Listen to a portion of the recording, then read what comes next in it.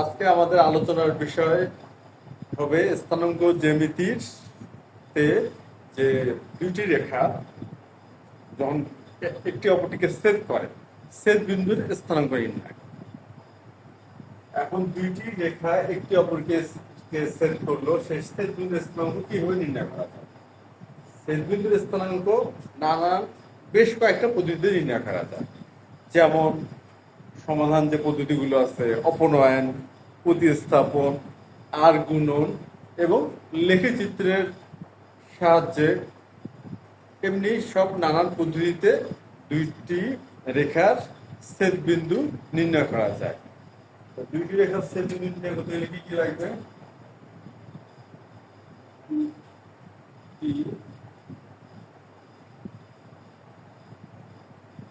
রেখা ছেদ বিন্দু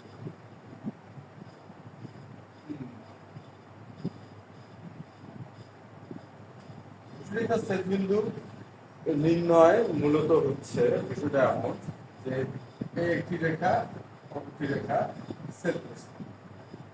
এখন এ বি এবং সি দুটি রেখা পরস্পরকে কি বিন্দুতে ছেদ করছে। এখন আমরা কি বিন্দুর স্থানাঙ্কটা কিভাবে নির্ণয় করি, এই বিষয়টাই হচ্ছে আজকে আমাদের আলোচনার বিষয়, যে ছেদ বিন্দুর স্থানাঙ্ক নির্ণয় করা। আর ছেদ বিন্দুর স্থানাঙ্ক নির্ণয় করতে গেলে আমরা কি কি পদ্ধতি অ্যাপ্লাই করতে পারি? এক নম্বর, অপনয়ন পদ্ধতি। হচ্ছে অপনয়ন পদ্ধতি। 2 নম্বর, প্রতিস্থাপন পদ্ধতি। প্রতিস্থাপন পদ্ধতি। 3 নম্বর, আর গুণন পদ্ধতি। আর গুণন পদ্ধতি। এই তিনটা পদ্ধতি মূলত ব্যবহৃত হয় যে দুইটি রেখার ছেদবিন্দু নির্ণয়। এখানে আমরা দুটি সমীকরণের থেকে অপনয়ন বা যে কোনো একটি পদ্ধতি ব্যবহার করে যে আমরা এক্স এবং ওয়াই এর মান নির্ণয় করি, সেটাই মূলত রেখা দ্বয়ের ছেদবিন্দু।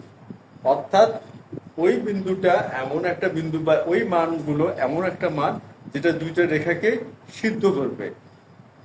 এখন কথা হচ্ছে যে আমাদের বোঝা যাচ্ছে যে আমরা যখন দুটি রেখা সেগুলি নির্ণয় করবো, আমাদের এই পদ্ধতিগুলো সম্বন্ধে একটা স্পষ্ট ধারণা থাকা দরকার।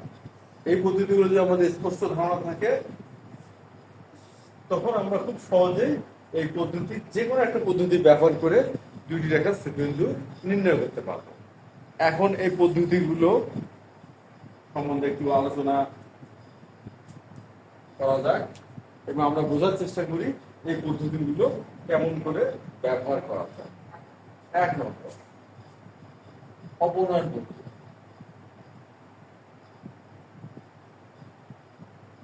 অপনয়ন পদ্ধতি।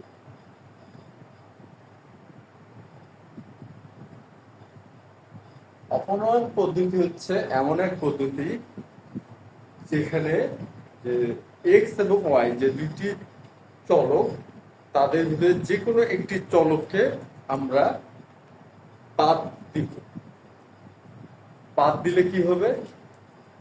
অন্য একটি চলক থাকবে এবং তার মানে আমরা নির্ণয় করব। যেমন 3x plus 5y 10 4x plus 2y 6। এখানে আমরা দুইটি রেখার সমীকরণ দেখতেছি। এখন এই দুইটি রেখার সমীকরণের যেটা আমরা সমাধান করতে চাই অপনয়ন পদ্ধতিতে, তাতে আমরা যে এক্স এবং ওয়াই এর মানটা পাবো, সেটাই হবে এই যে এই রেখা দুইটার ছেদবিন্দু। এখন কথা হচ্ছে কিভাবে আমরা অপনয়ন পদ্ধতিটা কি এবং কিভাবে প্রয়োগ করব। অবনন পদ্ধতির মূল বিষয়টা হচ্ছে যে যে কোনো একটা, যেমন এক্স সম্বন্ধিত পদ আছে এবং ওয়াই সম্বন্ধিত পদ আছে, এই আমাদের এক্স এবং ওয়াই সম্মিলিত পদের যে কোনো একটাকে আমরা বাদ দিব, যোগ অথবা বিয়োগের মাধ্যমে কি করবো আমরা বাদ দিব। বাদ দিলে যেহেতু আমরা মনে সাপোজ আমরা ওয়াই বাদ দিলাম, ওয়াই সম্মিলিত পদটা বাদ দিলাম, সেক্ষেত্রে আমরা এক্স এর মানটা পেয়ে যাব, বা এক্স সম্মিলিত পদটাকে আমরা বাদ দিলাম, সেক্ষেত্রে আমরা ওয়াই সম্মিলিত ওয়াই এর মানটা পাবো। এখন সেটা কি হবে? এখন এখানে দেখা যাচ্ছে যে 3x এবং 4x, এক্স এর সহগ এক্স সম্মিলিত পদের সব ভিন্ন, 5y 2y, এখানে y সম্মিলিত পদের সহগ ভিন্ন। এখন যদি আমরা এক্স সম্মিলিত পদ বা y সম্মিলিত পদ বাদ দিতে চাই, তখন আমাদের এই সহগগুলো একই করতে হবে। সেটা কিভাবে করা যায়? আমরা সিদ্ধান্ত নেই কি বাদ দেওয়া যায়। হ্যাঁ, আমরা ঠিক করলাম ওয়াই সম্মিলিত পদটা বাদ দিতে। আর ওয়াই সম্মিলিত পদটা বাদ দিতে গেলে এখানে আছে 5, এখানে আছে 3। তখন আমরা 1 নম্বর সমীকরণকে এমন একটা সংখ্যা দিয়ে গুণ করবো এবং 2 নম্বর সমীকরণকে এমন একটা সংখ্যা দিয়ে গুণ করবো যাতে উভয় ক্ষেত্রে 1 এবং 2 নম্বর সমীকরণ উভয় ক্ষেত্রে ওয়াই সম্মিলিত পদ একই রকম, অর্থাৎ ওয়াই এর সব উভয় ক্ষেত্রে একই হয়। এটা কি হবে খেয়াল করার চেষ্টা করি। 1 গুণন 2, 1 নম্বর সমীকরণ যদি 2 দ্বারা গুণ করি, ওয়াই সম্মিলিত পদটা হবে 10y, এবং 2 নম্বর সমীকরণকে যদি আমরা 5 দ্বারা গুণ করি, তাহলে 2 নম্বর সমীকরণে ওয়াই সম্মিলিত পদ হবে 10y। এক্ষেত্রে দুটোই সমান হয়ে যাচ্ছে। এখান থেকে একটা সিদ্ধান্ত নেওয়া যায় যে এই ধরনের যখন ভিন্ন থাকবে, তখন আমরা যে 1 নম্বর সমীকরণের ওয়াই এর সহগ দ্বারা 2 নম্বর সমীকরণকে এবং 2 নম্বর সমীকরণের ওয়াই সহগ দ্বারা 1 নম্বর সমীকরণকে গুণ করলেই একই রকম হয়ে যাচ্ছে। এবং এখানে আরেকটা বিষয় খেয়াল করা লাগবে যে দুটো যেহেতু যোগ, তাহলে একটি থেকে অপরটি বিয়োগ করলেই এই পদটা থাকবে না। সুতরাং আমরা বিয়োগ করব 2 গুণন 5 4। আমরা এখন এই কাজটা করব। আমরা এখন গুণ করি 6x প্লাস 10y সমান 20, আর এখানে আমাদের 5 দ্বারা গুণ করি 20x প্লাস 10y সমান 30। এখন আমরা কি করবো? বিয়োগের নিয়ম অনুযায়ী জানি আমাদের চিহ্ন পাল্টাতে হবে। এখন আমরা বিয়োগ করি 14x, এটা 0 হয়ে গেল, মাইনাস 10, x সমান মাইনাস 10 সমান 5/7। আমরা x এর মান পেয়ে গেলাম। আমরা x এর মানটা পেয়ে গেলাম। তাহলে সে বিন্দুর আমরা x স্থানাঙ্ক পেয়ে গেলাম। এখন y স্থানাঙ্ক যদি আমরা পেতে চাই, সেক্ষেত্রে আমরা কি করব? x সম্মিলিত পদটাকে বাদ দেওয়ার চেষ্টা করব, এবং এই ক্ষেত্রে পদ্ধতিটাও এই একই। সেটা কি রকম? যে 1 নম্বরকে 2 এর যে x সম্মিলিত পদের সহগ 4 দ্বারা গুণ করবো 1 নম্বর সমীকরণকে, এবং 2 নম্বর সমীকরণকে 1 নম্বর সমীকরণের যে x সম্মিলিত পদ হচ্ছে 3x, অর্থাৎ সহগ হচ্ছে 3 দ্বারা গুণ করব। গুণ করব, তখন আমরা যদি বিয়োগ করি x সম্মিলিত পদটা 0 হয়ে যাবে, তখন আমাদের y এর মানটা বের হবে। আমরা এখন সেই কাজটা করি।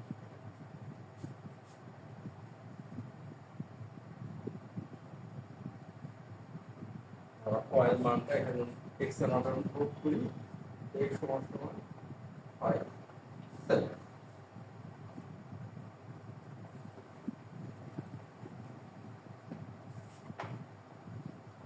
এখন এখন আমরা 1 নম্বর সমীকরণকে গুণ করব 4 বিয়োগ, যেহেতু 3x এবং 4x দুটোই যোগ, তাহলে আমাদের বিয়োগ করতে হবে। আর 2 নম্বর সমীকরণ গুণ করব 3,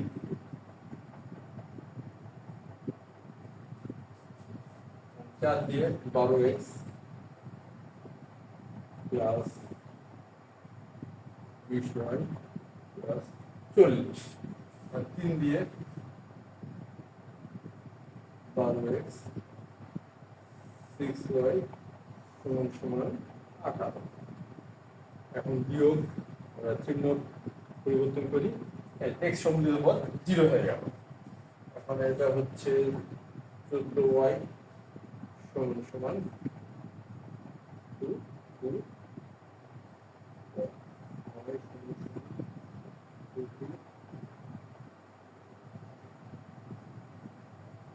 আমরা y এর মান পেয়ে গেলাম, অর্থাৎ ছেদ বিন্দুর y স্থানাঙ্কের মান পেয়ে গেলাম। y এর মান হচ্ছে আমাদের 11/7, ছেদ বিন্দুর স্থানাঙ্ক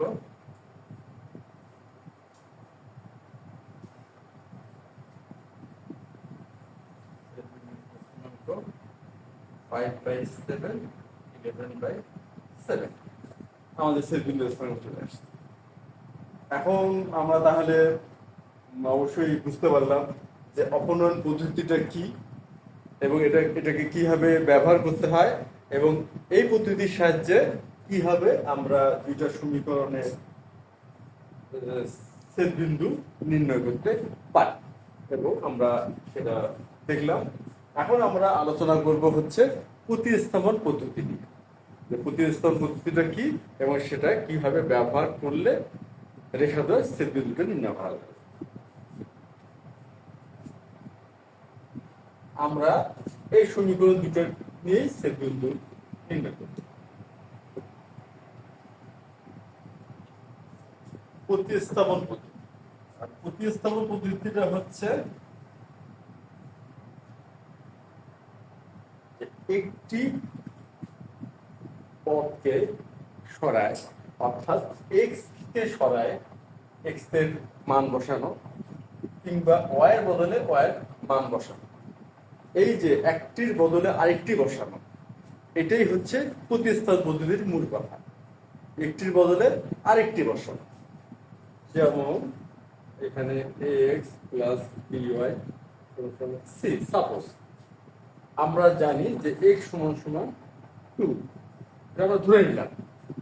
এক্ষেত্রে কি করবো, x 2 বসাবো, 2a প্লাস by সমান সমান c। এই যে কাজটা এখানে হলো, এখানে কি কি হলো, x এর জায়গায় আমরা 2 বসালাম। কেন বসালাম, যে x এর মান 2 বলি। এটাই হচ্ছে প্রতিস্থাপন পদ্ধতির মূল বিষয়। এখন এই বিষয়টা এখানে আমরা যদি প্রয়োগ করি, করে x এর এবং y এর মানটা নির্ণয় করার চেষ্টা করি। যেমন এখনো হতে কি করবো, 3x সাইড চেঞ্জ করি 10 মাইনাস 5y, অতএব x সমান সমান 10 মাইনাস 5y বাই 3। এখানে আমরা 3 নম্বর দিলাম, যে এই 1 নং হতে আমরা x এর একটা ধারণা মান পেলাম। এখন এই x সমান যেটা আমরা পেলাম, সেটা যদি আমরা 2 নম্বরে বসাই, এখানে একটা লক্ষণীয় বিষয়, আমরা যেহেতু এটা 1 নম্বর সমীকরণ থেকে দাঁড় করাইলাম, তাই এটা কখনোই 1 নম্বর সমীকরণে বসানো যাবে না। এটা আমাদের বসাতে হবে অপর সমীকরণ, অর্থাৎ অপর সমীকরণ এখানে কোনটা, 2 নম্বর সমীকরণ। এই x এর এই মানটা আমরা বসাবো, তাহলে 2 নম্বর সমীকরণ।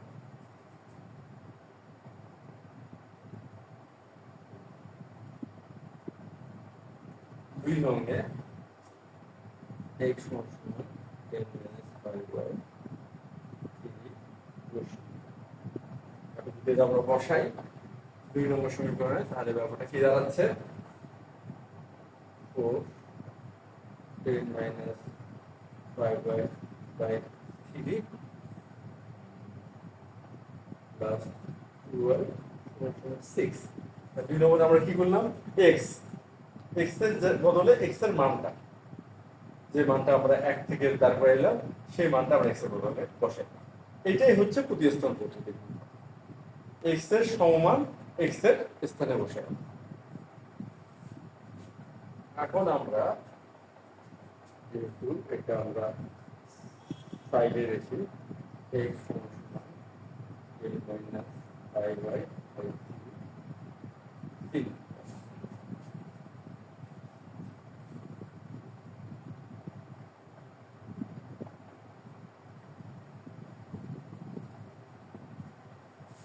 এখন যদি আমরা ক্যালকুলেশন করি তাহলে ব্যাপারটা কি দাঁড়ায়, ব্যাপারটা দাঁড়াচ্ছে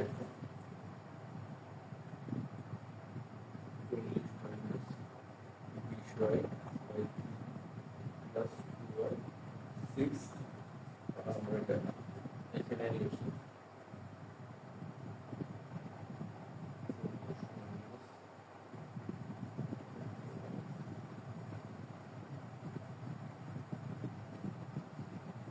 এখন জাস্ট সমাধান পদ্ধতি আমরা যদি এটা ক্যালকুলেশনটা করি, হিসাবটা করি, বোঝা যাচ্ছে এখানে আমরা খুব সহজে ওয়াই এর মানটা পেয়ে যাবো। আমরা ভগ্নাংশে যোগ করবো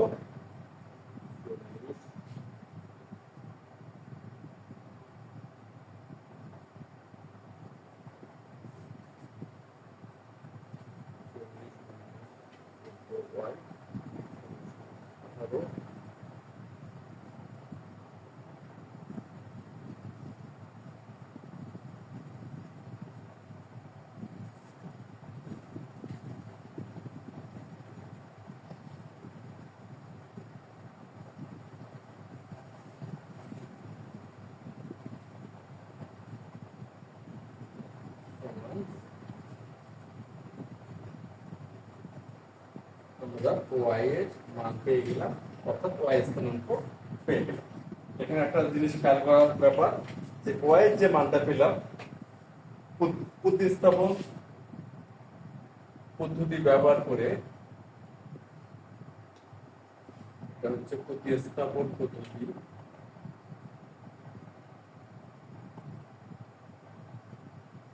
ওয়াই যে মানটা পেলাম আমরা প্রতিস্থাপন পদ্ধতি ব্যবহার করে, আমরা পূর্বে যে অপোনেন্ট পদ্ধতি ব্যবহার করে যে ওয়াই এর মানটা পেয়েছি সেই মান আর এই মানটা এক, অর্থাৎ পদ্ধতি যাই হোক না কেন মান সব ক্ষেত্রে একই আসবে, জাস্ট খালি পদ্ধতিটা ভিন্ন। আমরা ওয়াই এর মান পেলাম যেটা কিনা এটার মতো। এখন আমরা এই ওয়াই এর মানটা যদি 3 নম্বর সমীকরণে বসাই x এর মান পাবো। এখন আমরা y এর মানটা 3 নম্বর সমীকরণে বসাবো।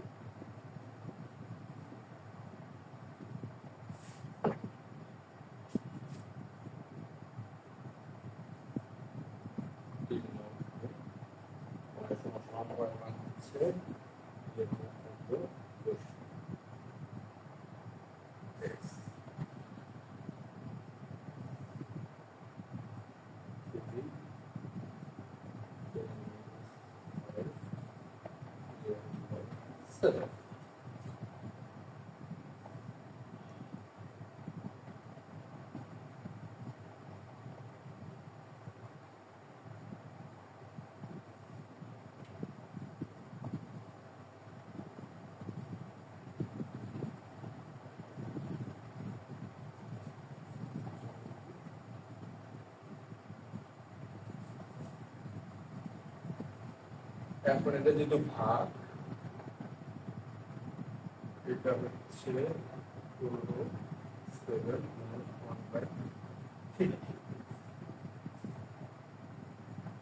সমান 5/7। এগুলো আমাদের x এর মান। এটা জাস্ট একটা হচ্ছে গাণিতিক হিসাব। এখন তাহলে আমরা কি দেখলাম, প্রতিস্থাপন পদ্ধতির বিষয়টা কি, যে মান বের করে, অর্থাৎ প্রথমে আমরা 1 থেকে x এর মানটা দাঁড় করাইলাম, সেই মানটা আমরা 2 নম্বরে বসাইলাম, তারপরে আমরা y এর মানটা পেলাম, এই y এর মানটা আবার 3 নম্বরে বসালাম, x এর মানটা পেলাম। এটা হচ্ছে প্রতিস্থাপন পদ্ধতির মূল বিষয়। একটির বদলে মানে x কে আমরা সরাবো, x এর মান দিয়ে y এর মান পাবো, আর y এর কে সরাবো ওয়াই এর মান দিয়ে আমরা এক্স এর মান পাবো। এটাই হচ্ছে আমাদের প্রতিস্থাপন পদ্ধতির মূল বিষয়, এবং আমরা সেই প্রতিস্থাপন পদ্ধতি ব্যবহার করে এক্স এবং ওয়াই এর মানটা পেলাম, যেটা কিনা অপনয়ন পদ্ধতি ব্যবহার করে যে মানটা পেয়েছে হুবহু একই। এই ক্ষেত্রে সিদ্ধান্ত নেওয়া যেতেই পারে পদ্ধতি ভিন্ন হোক, মান কিন্তু একই আসবে।